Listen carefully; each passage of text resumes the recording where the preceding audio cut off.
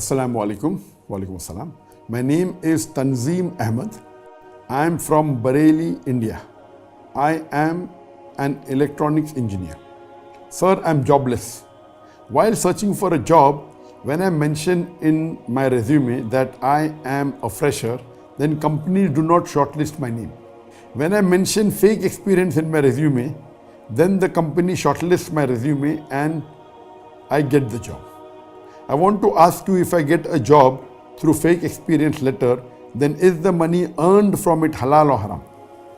The question posed by the brother is that he's an electronic engineer and he's a fresher. If he writes in his resume, his biodata that he's a fresher, he may not get the job. But if he writes a fake thing, his experience, he may get a job. So after he gets a job by writing a false statement or a fake certificate that is experience, and if he earns money from that job, is it haram or is it halal? Right, now you have to differentiate between both these. Both these are two different things. I would like to pose a question to you. Suppose there is a person who can't find water. What does he do? He robs water. And with that water he does wudu. Because he wanted to pray, he cannot find water.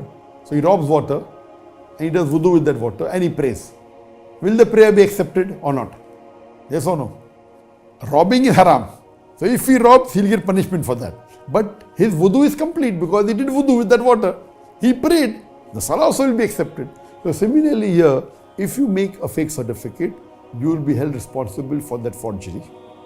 You will get the punishment for making the fake certificate. But after you get the job, as long as you don't do anything haram in that job, as long as you're a qualified engineer and the people are happy with you, they're paying your salary for the work you do. So once you get that job and you work dedicatedly and intelligently and the company is happy, company pays you salary, gives you an increment, the salary is halal.